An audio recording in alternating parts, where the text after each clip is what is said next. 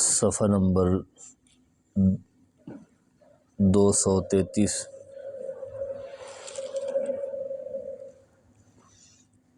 نواں پارہ سورۃ الانفال آیت نمبر 29۔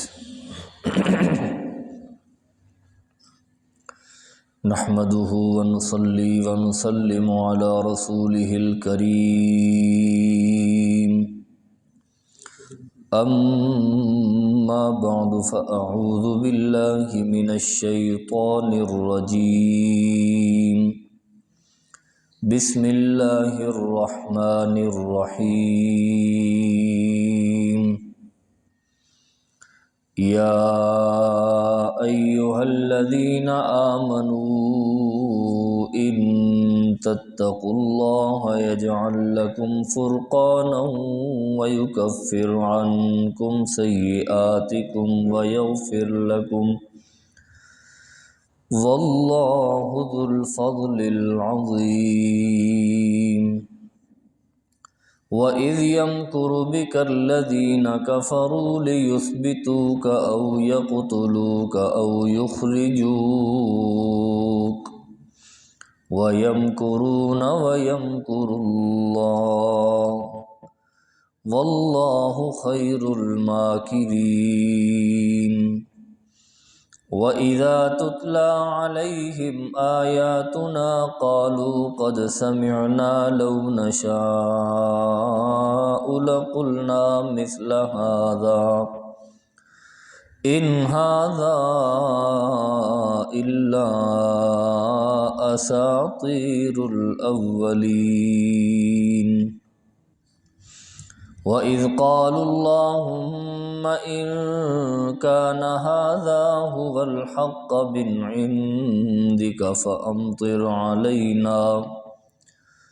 فَأَمْطِرْ عَلَيْنَا حِجَارَةً مِنَ السَّمَاءِ أَوْ ائْتِنَا بِعَذَابٍ أَلِيمٍ وَمَا كَانَ اللَّهُ لِيُعَذِّبَهُمْ وَأَنْتَ فِيهِمْ وَمَا كَانَ اللَّهُ مُعَذِّبَهُمْ وَهُمْ يَسْتَغْفِرُونَ اللهم صل على محمد وعلى آل محمد كما صليت على إبراهيم وعلى آل إبراهيم إنك حميد مجيد اللهم بارك على محمد وعلى آل محمد كما باركت على إبراهيم وعلى آل إبراهيم إنك حميد مجيد۔ ترجمہ۔ اے ایمان والو، اگر تم اللہ سے ڈرتے رہو تو یجعل لکم فرقانا، تو اللہ تبارک و تعالی فیصلہ کر دے گا تمہارے لیے، وَيُكَفِّرْ عَنْكُمْ سَيِّئَاتِكُمْ، اور دور کر دے گا تم سے گناہ، وَيَغْفِرْ لَكُمْ، اور معاف کر دے گا تمہیں، وَاللَّهُ ذُو الْفَضْلِ الْعَظِيمِ، اور اللہ بڑے فضل والے۔ وَإِذْ يَمْكُرُ بِكَ الَّذِينَ كَفَرُوا، اور جب کہ فریب کر رہے تھے، مکر کر رہے تھے آپ کے ساتھ کافر، لِيُثْبِتُوكَ، کہ قید کر دیں میں آپ کو، او يَقْتُلُوكَ او يُخْرِجُوكَ، یا آپ کو قتل کر دیں یا آپ کو جلا وطن کر دیں، وَيَمْكُرُونَ وَيَمْكُرُ اللَّهُ، وہ بھی مکر کر رہے تھے، تدبیریں کر رہے تھے، اور اللہ ان کی تدبیروں سے بچانے کی تدبیر کر رہا تھا۔ واللہ خیر الماکرین، اور اللہ بہت ہی بہترین تدبیر کرنے والا ہے۔ وَإِذَا تُتْلَى عَلَيْهِمْ آيَاتُنَا، اور جب ہماری آیات ان کو سنائی جاتی ہیں، قَالُوا قَدْ سَمِعْنَا لَوْ نَشَاءُ لَقُلْنَا مِثْلَ هَذَا، تو کہتے ہیں کہ ہم نے سن لی یہ باتیں، اگر ہم چاہیں تو ہم بھی اس جیسی کہانیاں وہ کہہ سکتے ہیں۔ ان ھذا الا اساطیر الاولین، یہ تو پہلوں کی کہانیاں ہیں۔ وَإِذْ قَالُوا اللَّهُمَّ إِنْ كَانَ هَذَا هُوَ الْحَقَّ مِنْ عِنْدِكَ، اور جب کہ انہوں نے کہا اے اللہ اگر یہ دین حق ہے تیری طرف سے، فَأَمْطِرْ عَلَيْنَا حِجَارَةً مِّنَ السَّمَاءِ، تو برسا ہمارے اوپر پتھروں کی بارش آسمان سے، اَوْ ائْتِنَا بِعَذَابٍ أَلِيمٍ، یا پھر لے آ ہمارے اوپر دردناک عذاب۔ وَمَا كَانَ اللَّهُ لِيُعَذِّبَهُمْ وَأَنْتَ فِيهِمْ، اور نہیں ہے اللہ عذاب دیتا جب کہ آپ ان میں موجود ہوں۔ وَمَا كَانَ اللَّهُ مُعَذِّبَهُمْ وَهُمْ يَسْتَغْفِرُونَ، اور نہیں اللہ عذاب دینے والا جب کہ وہ استغفار کرتے رہیں۔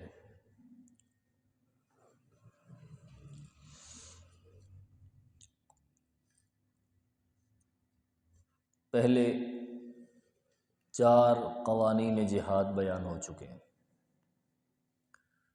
پہلا قانون، میدان جنگ سے بھاگنا نہیں، میدان جنگ سے بھاگنا گناہ ہے، کبیرہ گناہ ہے۔ دوسرا قانون، اللہ اور اس کی اطاعت کرتے رہو،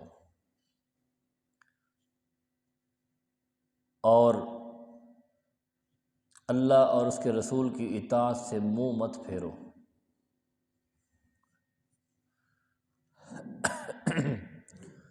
اور تیسرا، جب اللہ کی طرف سے جہاد کا حکم آئے اور رسول اللہ صلی اللہ علیہ وسلم تمہیں جہاد کے لیے بلائیں تو فوراً جہاد کے لیے نکل پڑو، کیونکہ رسول اللہ صلی اللہ علیہ وسلم جب تمہیں جہاد کے لیے بلائیں گے تو تمہارے اوپر جہاد فرض ہو جائے گا، تو اس فرض سے کوتاہی کرنا تمہارے لیے جائز نہیں۔ اور چوتھا قانون کہ اللہ اور اس کے رسول سے خیانت نہ کرنا۔ جو تمہارے ساتھ رسول اللہ صلی اللہ علیہ وسلم جہاد کے معاملے میں مشورہ کریں تو اس مشورے کو باہر آؤٹ نہیں کرنا، بلکہ اس کو آپس میں راز میں رکھنا ہے،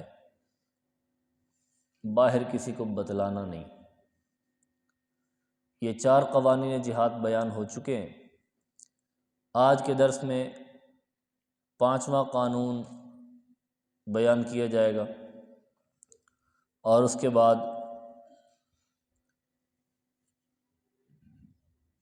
جب رسول اللہ صلی اللہ علیہ وسلم لوگوں کو قرآن سنایا کرتے مشرکین مکہ کو، تو ان کا جواب کیا ہوتا تھا، اور جب وہ پیارے پیغمبر صلی اللہ علیہ وسلم کی دعوت سے خائف اور پریشان ہوئے تو پھر انہوں نے رسول اللہ صلی اللہ علیہ وسلم کے بارے میں کیا تدبیریں کی۔ یہ 2-3 چیزیں ان آیات میں رب العالمین نے بیان فرمائی ہے۔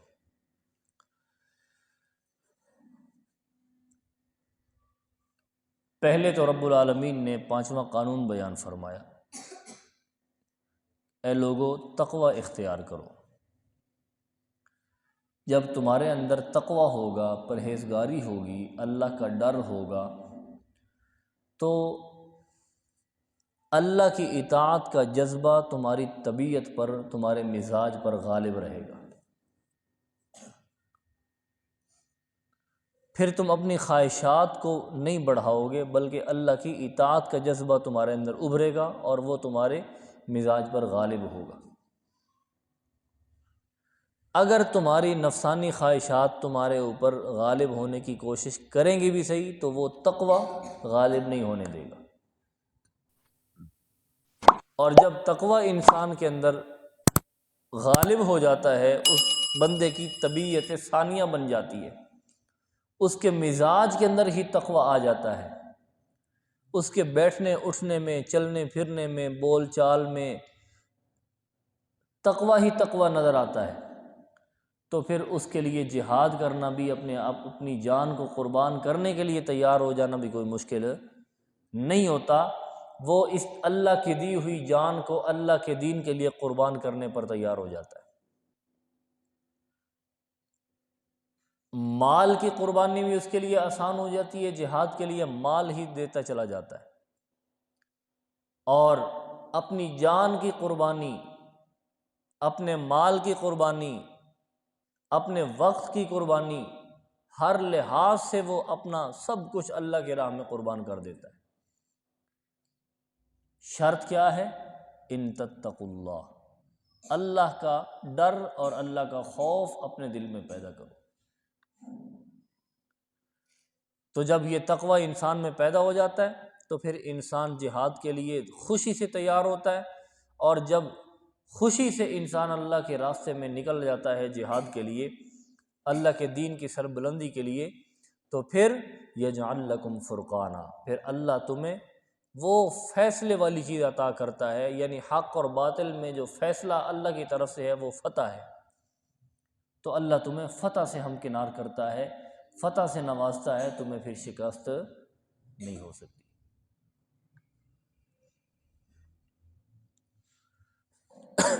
صحابہ کرام رضوان اللہ علیہم اجمعین میں یہی چیز غالب تھی، ان کے اندر انتہا درجے کا تقویٰ تھا۔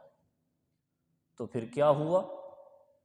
یہی تقویٰ جب ان کی طبیعت بن گئی، ان کا مزاج بن گیا، تو پھر 313 ہے مقابلے میں 1000 کا لشکر ہے، پھر بھی قدم ڈگمگائے نہیں۔ پھر اللہ نے بھی ان کی مدد فرمائی، یجعل لکم فرقانا، اللہ نے پھر وہ فیصلہ عطا کیا، وہ فتح عطا کی جس کا رب العالمین نے وعدہ فرمایا ہے۔ پھر کیسے فتح عطا کی؟ 70 بندے ان کے سردار مارے گئے اور 70 قیدی ہو گئے، پھر ان 70 قیدیوں سے بھی 4000 درہم فی بندہ وہ لے کر ان کو چھوڑا گیا۔ اللہ اکبر۔ یہ تھا 5واں قانون کہ اپنے اندر تقوی پیدا کرو، اور یہ صرف جہاد کے لیے شرط نہیں ہے، قانون نہیں، بلکہ دین کے سارے احکام کے لیے یہ ایک بنیاد ہے، یہ ایک بنیادی حیثیت ہے تقوی، ڈر، خوف۔ اللہ نے نماز کا تذکرہ فرمایا تو تقوی کا ذکر کیا، روزے کا ذکر فرمایا تو تقوی کا ذکر کیا، قربانی کا تذکرہ فرمایا تو تقوی کا ذکر کیا، حج کا ذکر فرمایا تو تقوی کا ذکر کیا، باقی نکاح، طلاق، سارے معاملات جتنے بھی رب العالمین نے احکام قرآن مجید میں بیان فرمائے تو ان کا بنیادی مقصد اور بنیادی چیز تقوی کو ذکر فرمایا۔ کیوں؟ جب انسان کے اندر اللہ کا ڈر آتا ہے نا، تقوی آ جاتا ہے، پرہیزگاری آ جاتی ہے، تو ان سارے احکام پہ عمل انسان کے لیے آسان ہو جاتا ہے۔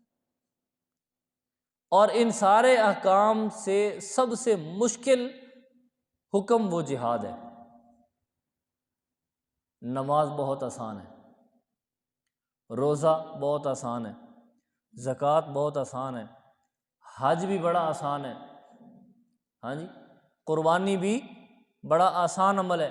یہ سارے آسان عمل ہے، کیوں؟ ان میں جان نہیں جاتی، جان جانے کا خطرہ نہیں۔ زیادہ سے زیادہ کیا ہوگا؟ انسان کا مال خرچ ہو جائے گا، انسان کا وقت خرچ ہو جائے گا، انسان تھوڑا سا اپنے آپ کو مختلف حیتوں میں تبدیل کرے گا، یا تھوڑی بہت تھکاوٹ ہو جائے گی، یا بھوک پیاس لگ جائے گی، یہی کچھ ہوگا، جان جانے کا خطرہ نہیں ہوتا۔ لیکن جہاد ایک ایسا حکم ہے اللہ کی طرف سے کہ اس میں جان جانے کا بھی خطرہ ہوتا ہے۔ شہادت جو اللہ کی طرف سے بہت بڑا انعام ہے، یہ رتبہ انسان کو مل سکتا ہے، یا دوسرے نمبر پہ انسان غازی بن کر واپس بھی لوٹ سکتا ہے، جان بچ بھی سکتی ہے، لیکن چانس تو دونوں کے ہیں نا، جان بھی جا سکتی ہے شہادت کا رتبہ مل سکتا ہے، یا بچ بھی سکتا ہے انسان، غازی بن کر واپس لوٹ سکتا ہے، لیکن مشکل تو ہے نا اپنی جان کو نذرانہ پیش کرنا۔ انسان کو نظر آ رہا ہے کہ میں جاؤں گا تو میرا واپس پلٹنا بھی 50-50 اور نہ پلٹنا بھی 50-50۔ تو ایک دفعہ تو انسان جب جاتا ہے اللہ کی راہ میں جہاد کے لیے، تو یہی انسان ذہن لے کر جاتا ہے کہ اب میرا آنا یا نہ آنا قسمت کا کام ہے۔ تو جب تک انسان کے دل میں یہ تقویٰ نہیں نہ ہوگا، اللہ کا ڈر اور خوف نہیں ہوگا، اللہ کے دین کو بلند کرنے کا جذبہ نہیں ہوگا، تو اس وقت تک یہ بندہ جہاد نہیں کر سکتا۔ لیکن جہاد کو تو اللہ نے قیامت تک جاری رکھنا ہے۔ الجہاد ماضٍ الی یوم القیامہ، رسول اللہ صلی اللہ علیہ وسلم نے فرمایا جہاد قیامت تک جاری رہے گا۔ جب تک ایک بندہ بلا الہ الا اللہ پڑھنے والا ہے، جہاد تو جاری ہے، جہاد جاری رہے گا۔ ہاں جب سارے کے سارے بندے وہ کافر ہو جائیں گے تو پھر جہاد کہے گا، پھر جب مسلمان ہی کوئی نہیں ہے تو جہاد کس نے کرنا ہے؟ اس وقت پھر قیامت آ جائے گی، پھر دنیا باقی نہیں رہے گی۔ جب اس دھرتی پر سارے کے سارے کافر اور مشرک بسیں گے تو پھر قیامت آ جائے گی۔ تو جب تک مسلمان موجود ہے، یہ دونوں جماعتیں موجود ہیں مسلمان اور کفار کی، تو ان کے درمیان جہاد جاری رہے گا، وہ کسی نہ کسی علاقے میں جاری رہے گا۔ یہ ہمارے سامنے ہے کہاں کہاں پہ یہ جہاد کا سلسلہ چل رہا ہے۔ جہاں پہ ظالم آ کر مسلمانوں پر ظلم و ستم ڈھا رہے ہوں تو وہاں پہ ان مسلمانوں پر جہاد فرض ہو جاتا ہے کہ وہ ظالم سے اپنے آپ کو، ظالم کے ظلم سے اپنے آپ کو اور باقی اپنے مسلمانوں کو بچائیں، اور جو باقی مسلمان ہیں ان کے اوپر بھی فرض ہو جاتا ہے کہ وہ اپنے بھائیوں کو بچائیں۔ لیکن جہاں پہ عیاشی کا دور چل رہا ہو تو پھر ان کو کیسے سمجھ آئے کہ ہمارے اوپر جہاد فرض ہو چکا ہے؟ اللہ تبارک و تعالی سمجھ نصیب فرمائے، ہمیں اپنے مسلمانوں کا درد اللہ ہمارے دل میں پیدا فرما دے۔ جب یہ درد اور احساس پیدا نہیں ہوگا نا تو پھر اس وقت تک کفار ہمارے اوپر غالب رہیں گے اور ہم مغلوب رہیں گے۔ جب اللہ کے دین کی سربلندی اور مسلمانوں کا احساس ہمارے دل میں آئے گا اور پھر ہم جہاد کے لیے اٹھ کھڑے ہوں گے تو پھر اللہ اس جہاد کی برکت سے پھر اللہ ہمیں فتح عطا فرمائیں گے اور مسلمان غالب ہوگا، وہ چاہے تھوڑے ہی تعداد میں کیوں نہ ہو، لیکن جہاد میں اللہ نے عزت رکھی ہے، جہاد میں اللہ نے غلبہ رکھا ہے۔ تھوڑے سے ہیں غزہ میں، وہ جو مجاہدین اسرائیل یہودیوں کے مقابلے میں لڑ رہے ہیں وہ بہت تھوڑے سے ہیں، لیکن اسرائیل کانپتا پھر رہا ہے ان سے، یہودی کانپتے پھر رہے ہیں ان سے۔ کیوں؟ کیونکہ وہ جہاد میں لگے ہوئے ہیں، جہاد میں اللہ کی مدد اور نصرت ہے۔ غزوہ بدر کے اندر بھی تو مسلمان تھوڑے تھے، مقابلے میں کفار 3 گنا زیادہ تھے، لیکن اللہ تبارک و تعالی نے جہاد کی برکت سے مسلمانوں کو فتح عطا فرمائی۔ آج بھی امت مسلمہ اگر جہاد شروع کر دے، کما حق ہو، مجاہدین کا ساتھ دینا بھی شروع کر دے، تو پھر اللہ تبارک و تعالیٰ کی فتح اور نصرت آج بھی اسی طرح آ سکتی ہے۔ وہ علامہ اقبال نے کیا کہا کہ اتر سکتے ہیں فرشتے اب بھی قطار اندر قطار۔ ہاں جی، اللہ اکبر۔ لیکن یہ ہمارے ایمان کی کمزوری ہے، اللہ ہماری اس کمزوری کو دور فرمائے اور ہمیں مضبوط ایمان اور اپنا کامل یقین نصیب فرمائے۔ تو بہرحال یہ تقویٰ ہے جو انسان کے لیے سارے احکام آسان کر دیتا ہے، ان پر عمل آسان ہو جاتا ہے۔ تو اس تقویٰ کی بنیاد پہ پھر اللہ تبارک و تعالیٰ 3 انعام دیتے ہیں۔ وہ پہلا انعام کہ اللہ فتح عطا فرماتے ہیں کفار کے مقابلے میں۔ دوسرا انعام یکفر عنکم سیئاتکم، اللہ مسلمان کو گناہوں سے بچا لیتا ہے، گناہوں سے بچا لیتا ہے، اپنی حفاظت میں رکھتا ہے مسلمان۔ اور تیسرا انعام یغفر لکم، اللہ گناہوں کو معاف بھی کر دیتا ہے، آئندہ کے لیے اللہ گناہوں سے اس کو بچا لیتے ہیں، اس کی مدد کرتے ہیں گناہوں سے بچنے میں، اور جو پچھلے گناہ اس سے ہو چکے ہیں اللہ ان کو بھی معاف کر دیتے ہیں۔ اور یہ کیوں اتنے بڑے انعام دیے؟ کیونکہ واللہ ذو الفضل العظیم، اللہ ہی سب سے بڑا فضل والا ہے۔ اللہ نے مسلمان پہ فضل نہیں کرنا تو اور کس نے کرنا ہے؟ اس سے اگلی آیت میں رب العالمین نے ایک واقعے کی طرف اشارہ فرمایا۔ پیارے پیغمبر صلی اللہ علیہ وسلم نے 13 سال مکہ کے اندر لوگوں کو دعوت توحید دی، اے لوگوں اپنا یقین کامل اللہ کی ذات پہ رکھو، یہ بتوں پر اور بزرگوں اور نبیوں کی قبروں پر سجدے اور غیر اللہ سے مانگنا چھوڑ دو، صرف اللہ سے مانگو، وہی سب کچھ کرنے والا ہے۔ انہوں نے کہا یہ تو ہمارے معبودوں کی توہین کرتا ہے، آپس میں مشورہ کرنے لگے۔ پھر جب انہوں نے دیکھا کہ حج کے موقع پہ ایک سال مدینہ کے کچھ لوگ آئے، 10-12 بندے مسلمان ہوئے، انہوں نے نبی اکرم صلی اللہ علیہ وسلم کے ہاتھ پر بیعت کی کہ ہم اپنے علاقے میں جا کر دعوت توحید بھی، اسلام کی دعوت دیں گے اور آپ کی نبوت پر ان سے بیعت لیں گے۔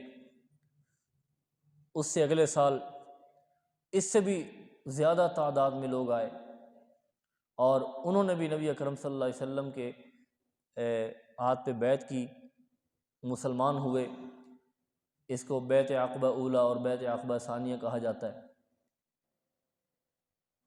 تو جب کفار مکہ نے دیکھا اب تو مدینہ کے اندر، یثرب کے اندر بھی مسلمان پھیل رہے ہیں، تیزی سے بڑھ رہے ہیں، یہ تو ان کا مرکز بن جائے گا، اور پھر کئی مسلمان یہاں سے مکہ سے ہجرت کر کے مدینہ میں چلے گئے، مدینہ میں رہائش پذیر ہوتے چلے گئے، وہاں پہ انصار صحابہ کرام نے ان کی آؤ بھگت کی اور ان کو ٹھکانہ دیا، ان کی مالی معاونت کی، ان کو رہائشیں دیں، ہر لحاظ سے ان کی معاونت کی۔ تو اب یہ پریشان ہونے لگے، بھئی کل تک تو یہ ہمارے زیر اثر تھے، ہم سے ڈرتے تھے، مغلوب تھے، ہاں جی، آج یہ ہمارے مقابلے میں کھڑے ہو رہے ہیں، مدینہ تو ان کا مرکز بن جائے گا، ان کی چھاونی بن جائے گا، تو یہ ہمارے مقابلے میں کھڑے ہوں گے، کل کلاں ہمارے مقابل آ کر ہمیں پھر آنکھیں دکھائیں گے، اس لیے آج ان کا کام تمام کرو۔ تو نبی اکرم صلی اللہ علیہ وسلم کے قتل کی سازشیں انہوں نے بنائی۔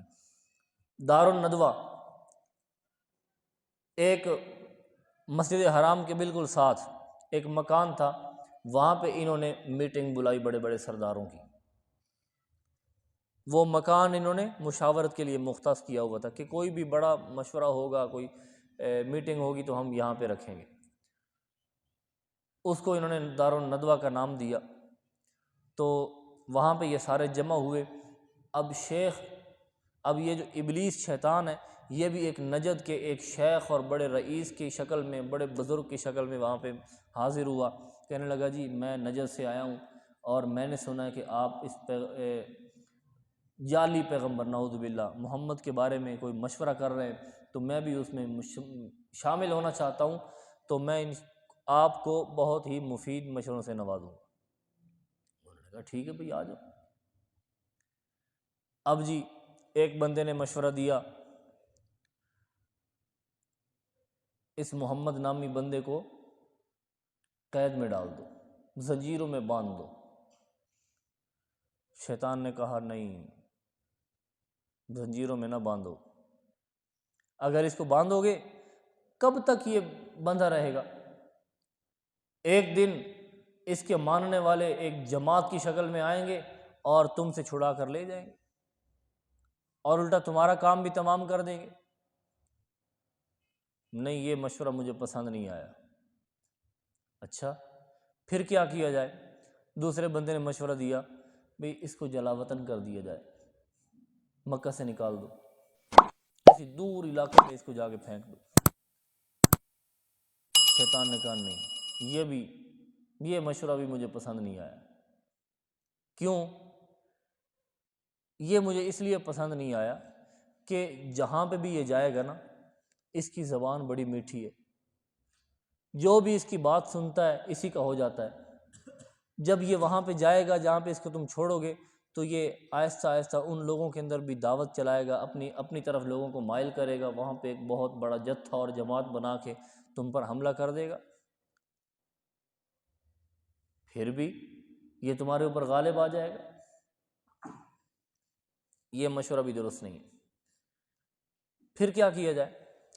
ابو جہل نے کہا بھائی میں تمہیں مشورہ دیتا ہوں، یہ بات بھی تمہارے ذہن میں نہیں آئی ہوگی، میرا مشورہ یہ ہے کہ عرب کے جتنے بھی قبائل ہیں ان تمام قبائل میں سے ایک ایک بندہ، ہر قبیلے کا ایک ایک بندہ چنو، اور 10 12 15 20 جتنے بھی قبائل ہیں ان میں سے ایک ایک بندہ لے کے جتنے بندے بن جائیں تو اچھی تیز دھار تلوار، بہترین اعلیٰ قسم کی تلوار وہ ان کے ہاتھ میں تھماؤ، اور وہ اس بندے کے، اس محمد نامی بندے کے گھر کا محاصرہ کریں، اور آج رات فلاں فلاں وقت میں اس کا کام تمام کر دیں۔ اب ہر قبیلے کا بندہ کیوں لے جی؟ اگر ایک قبیلہ اس میں شریک ہوگا، باقی قبائل کو چھوڑ دو گے تو اس کا جو قبیلہ عبد مناف ہے وہ تمہارے اوپر حملہ کر کے اپنا قصاص لے گا، تم سے تمہارے خلاف کھڑا ہو جائے گا۔ جب ہر قبیلے میں سے ایک ایک بندہ لوگے تو عبد مناف قبیلہ کس کس سے لڑے گا؟ 10 12 15 قبیلے ہوں تو کس کس سے وہ لڑائی کرے گا؟ بالآخر وہ دیت پر، خون بہے پر راضی ہو جائے گا، بھائی چلو دیت دے دے۔ اب سارے قبائل مل کر دیت جمع کر دیں گے، تو اس طریقے سے تمہارے بندے بھی بچ جائیں گے اور اس سے بھی جان چھوٹ جائے گی۔ نعوذ باللہ من ذالک۔ شیطان نے کہا یہ مشورہ ہے، اے میرا حلالی پتر ہے، ہاں جی، اللہ اکبر اللہ اکبر۔ اس مشورے پر فیصلہ ہو گیا، فائنل ہو گیا۔ اب سارے قبائل میں سے ایک ایک بندہ لے لیا گیا، رات کو جناب سارے محاصرے پہ کھڑے ہو گئے، گھر کا محاصرہ کیا ہوا ہے۔ نبی اکرم صلی اللہ علیہ وسلم کو رب العالمین نے بذریعہ وحی جبریل امین کی اطلاع دی کہ آپ نے یہاں سے نکلنا ہے، آپ کی حفاظت میرے ذمہ، میں آپ کی حفاظت کروں گا۔ نبی علیہ الصلوۃ والسلام نے حضرت علی رضی اللہ تعالیٰ عنہ کو فرمایا کہ آپ نے میرے بستر پہ سونا ہے، میری امانتیں جو لوگوں نے میرے سپرد کر رکھی ہیں، لوگوں کی امانتیں آپ کے سپرد ہیں، اور یہ آپ کو تکلیف نہیں پہنچا سکتے، آپ کو قتل نہیں کر سکتے، اس لیے آپ میرے بستر پہ سو جائیں، تو لوگوں کی امانتیں واپس کر کے تم بھی مدینہ کی طرف ہجرت کر کے آ جانا، میں جا رہا ہوں۔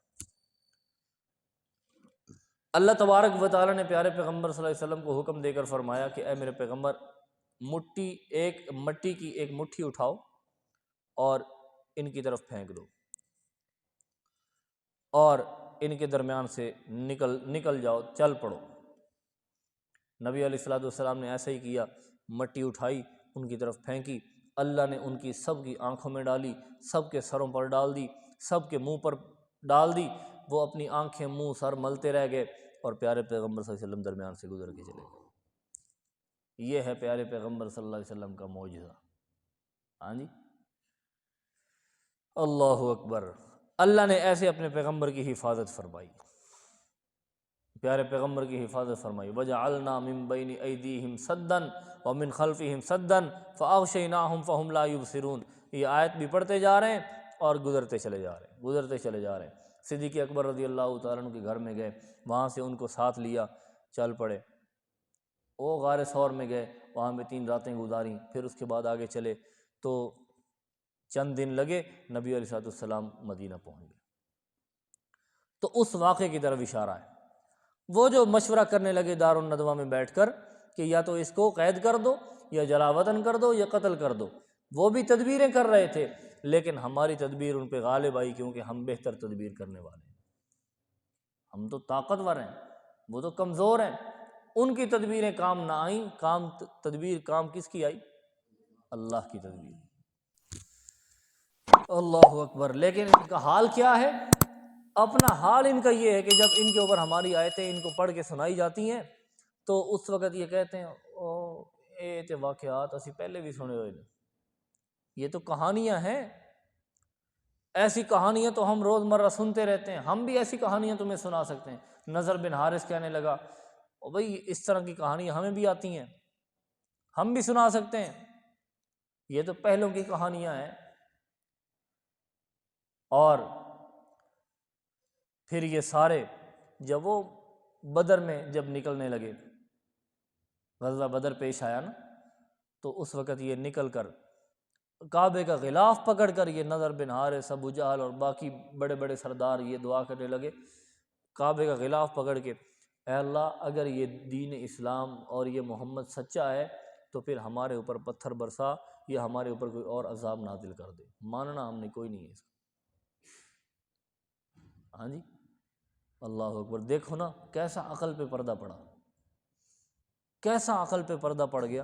بھئی اگر سچا بھی ہے نا تو پھر بھی ہم نے ماننا کوئی نہیں، اور یوں ہی دعا کر لو اے اللہ اگر یہ سچا ہے تو ہمیں ہدایت دے دے، ہاں جی، آخرت تو سنور جائے۔ لیکن وہ جو بڑی چودراہٹ ہے، ہاں جی، سرداری ہے، وہ کہاں جائے؟ اس کا تابع ہونا پڑے گا، اس کو اپنا نبی ماننا پڑے گا، اس کے پیچھے چلنا پڑے گا، یہ ہم سے نہیں ہوتا۔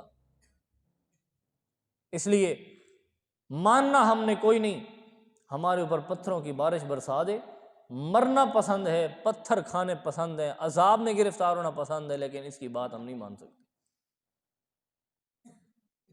یہ حال ہے۔ بات وہی ہے کہ جب انسان شرک میں مبتلا ہوتا ہے نا تو اس کی عقل اس کا ساتھ نہیں دیتی، عقل مر جاتی ہے اس کی۔ رب رسے تے مت کھسے، پھر یہ حال ہو جاتا ہے بندے کا۔ اللہ تبارک و تعالی ہمیں دین اسلام پہ قائم رکھے۔ ترجمہ دیکھ لیجئے۔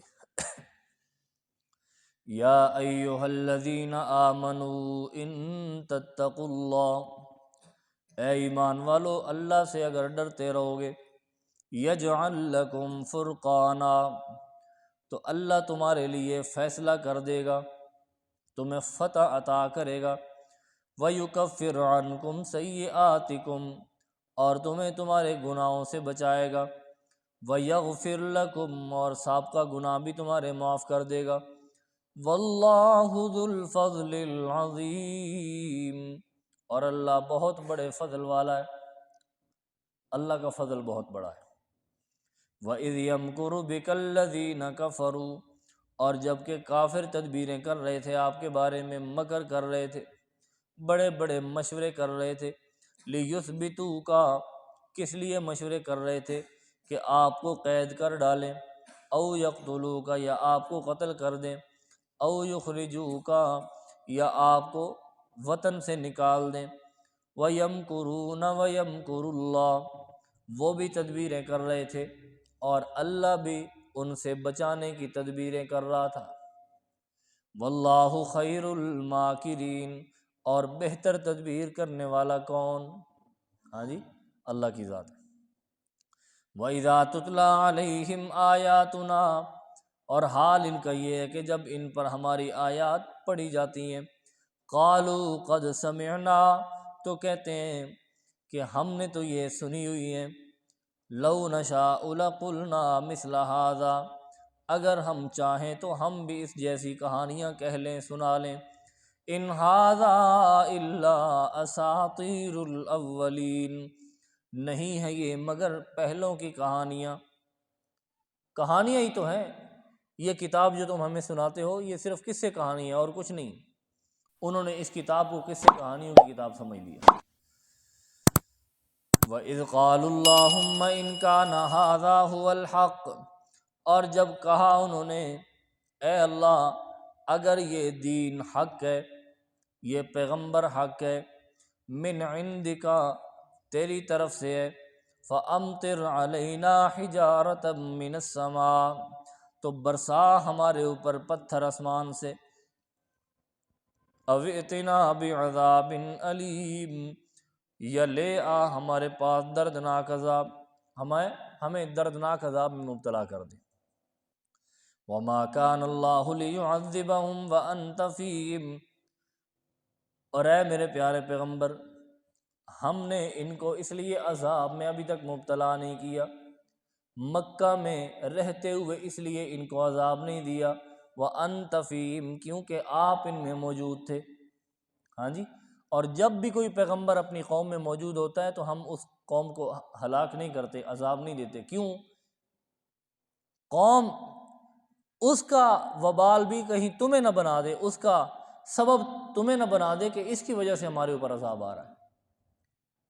ہاں جی، جیسے ایک قوم نے اپنے پیغمبر کو کہا اطیرنا بک وبمن معک، اور سورۃ یاسین میں رب العالمین نے ان پیغمبروں کا واقعہ ذکر فرمایا، تو وہ لوگ بھی کہنے لگے اپنے پیغمبروں کے بارے میں انا تطیرنا بکم،